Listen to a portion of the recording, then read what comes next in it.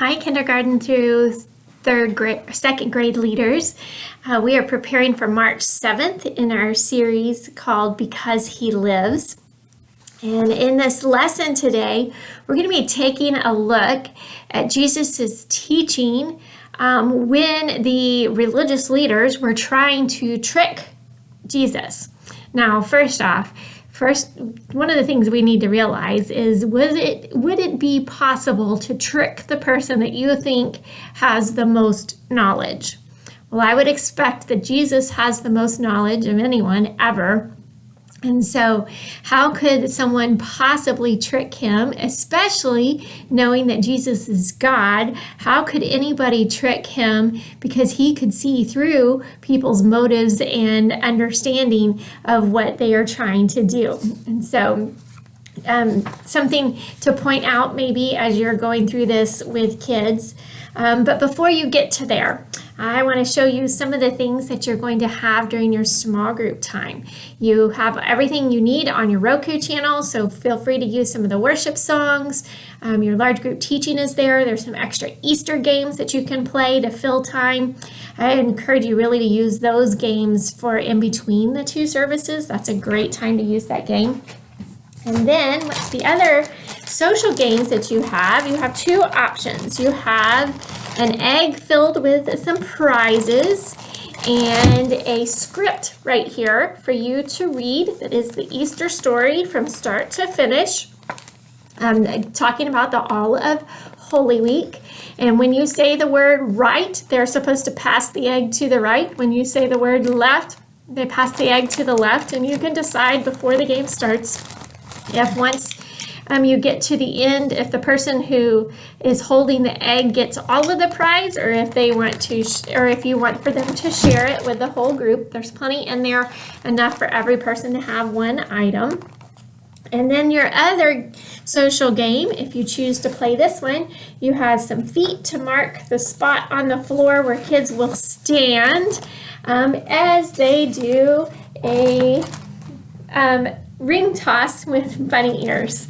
Just a fun activity to get everybody giggling and have some fun common experiences to do together.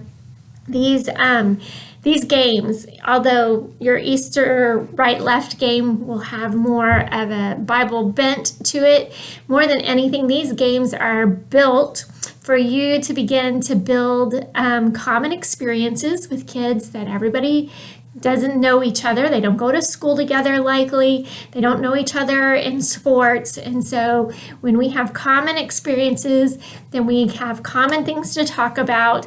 And then we can also begin to build trust to share bigger things with our kiddos. And so that's the purpose of any of these social games that we provide for you. Then your application activity, and I look forward to hearing some of the questions that kids ask.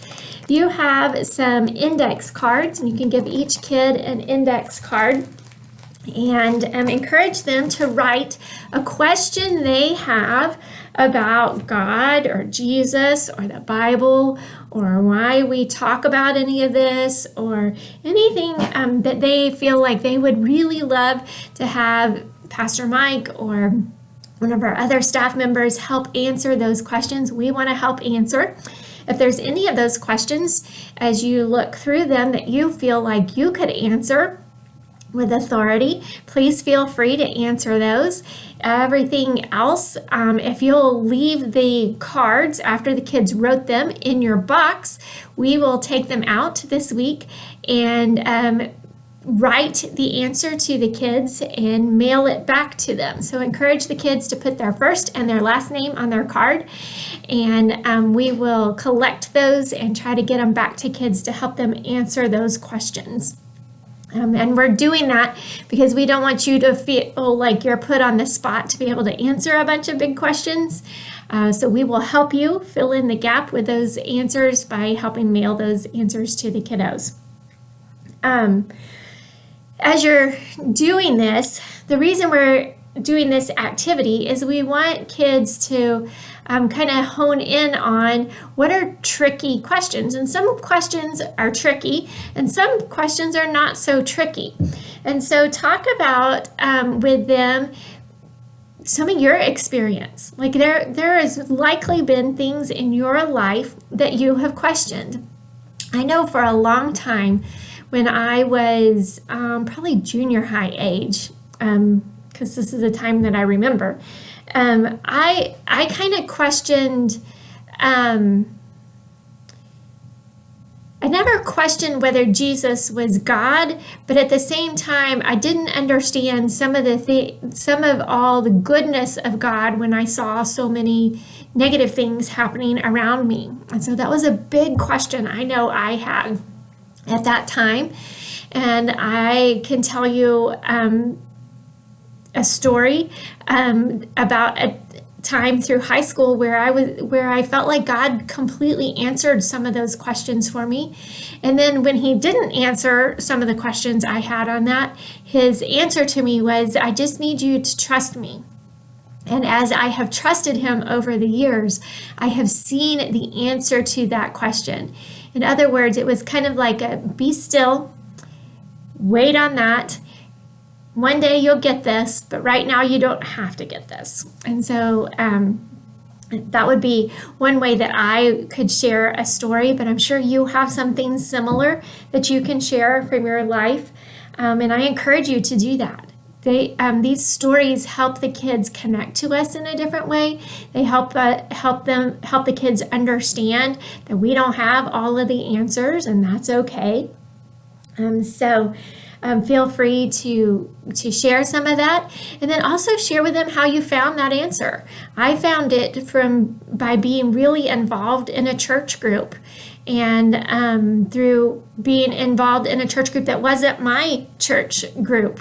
I found some wisdom in the leadership there, the adults who helped lead us, the kids that I was surrounded with, teenagers that were my age, as well as through direct teaching from the Bible as well. And so remind the kids that there are ways that we can find these answers if we have some of these big questions.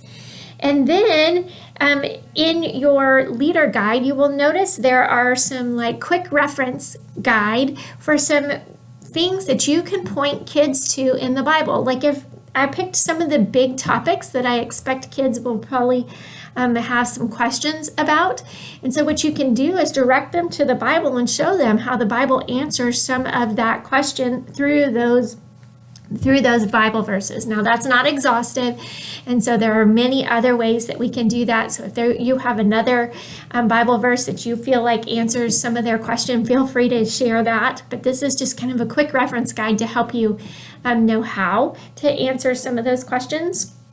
And more than anything, I want kids to feel like it's okay, and this is a safe place. Your small group is a safe place to come with those big questions, and that you guys are going to work it out together. If you don't have the answer, then we will all work together as a team to find that answer. And that's part of being a part of the church, is that we work on those things together. So I look forward to hearing how that goes. As you're doing that, it's a good time possibly to mix in your discussion questions as well. The last 3 questions on your discussion questions are really good to consider with your kiddos, especially like your 1st, 2nd, 3rd graders. But 4th and 5th graders can do this as well. Some of your kindergartners are beginning to think at this level.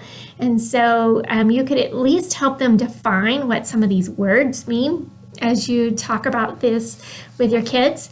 And then your key passage activity, you have a puzzle that the kids can put together and then say the key passage together, and then you can focus on some of those words. Remember, the key passage activity is to help us remember why we use the Bible, and that the Bible is our guide to help us know God's truth and to help us relate to what we are learning about in our Bible stories.